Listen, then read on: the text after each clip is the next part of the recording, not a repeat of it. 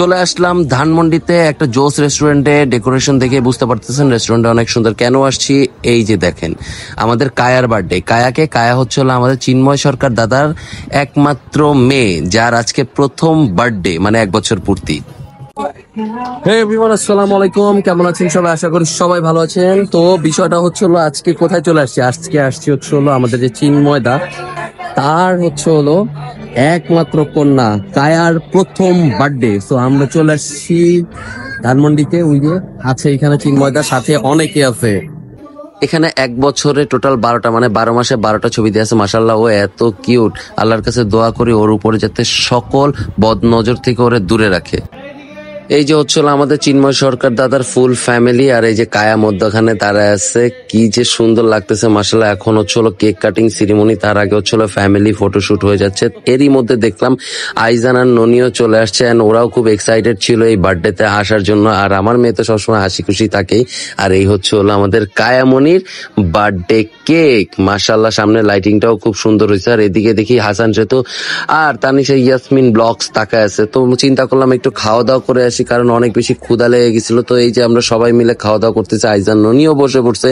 পাশে আছে কে? পাশে তানিশা ইয়াসমিন ব্লগস আছে। আর এদিকে দেখেন রিদম খাইতেছে আর কেমন করতেছে, খাচ্ছর কোন জায়গার। আর আমার প্লেটটাও দেখেন খুব সামান্য কিছু খাবার নিয়েছি। তো এরই মধ্যখানে খাওয়া দাওয়া শেষ, সোনার বাংলাদেশ করে আমরা চলে আসছি কোথায়? কায়ার সাথে ছবি তুলতে। তো এই যে দিদিও আছে, মানে হচ্ছে চিন্ময় সরকার দাদার যে ওয়াইফ, তারে আমি দিদি বলে ডাকি অনেক আগে থেকে। তো এরই মধ্যখানে দেখলাম যে কায়াকে নিয়ে আসছে বার্থডে কেক কাটার জন্য। আর কায়া এসেই ছুরি নিয়ে ঝাঁপায় পড়ছে যে এক্ষুনি কেকটা ফালামো, খাচ্ছের গুলা কোন জায়গার। তো যাওগা সামনের দিকে আউগা, আমার ভাগ্নিরা মাশাআল্লাহ অনেক কিউট লাগতেছে। আর এই যে দেখেন already cake cutting ceremony complete হচ্ছে, এন্ড সে তো সেই এসেই একদম কেকের উপরে ঝাঁপায় পড়ে প্রথমে কাটিং করে তারপরে থাবা মেরা নিয়ে নিছে। তো কেক কাটা শেষ, সোনার বাংলাদেশ। তারপর হচ্ছে হলো এখন সবাই ফটোশুট নিয়ে ব্যস্ত হয়ে গেছে। আর কায়ামণি তো একদম খুব বেশি ডিস্টার্ব হয়ে গেছে, এত মানুষ সে কখনো দেখে না। আর এদিকে দেখেন রিদম কি করতেছে, কোথাও কোনো মানুষ নাই আর সে কেক চুরি করা শুরু করে দিছে। আর কিছু হোক না হোক, আমাদের রিদম কেক চুরি করতেছে। দাদা কেকটা দিতে কইছে। হ্যাঁ, কেক চুরি করতেছে আমাদের রিদম। আর কেউ নাই আশেপাশে, আর কেউ নাই, জাস্ট রিদম কেক চুরি করতেছে। এরই মধ্যে আমাদের পিচ্চি সাদা আমরা যে গিফটটা দিব আরআরজের পক্ষ থেকে, সেই গিফটটা নিয়ে চলে আসছে। বেচারা অনেক কষ্ট করে রাত 9:30টার সময় এসে পৌঁছাইছে গিফট নিয়ে।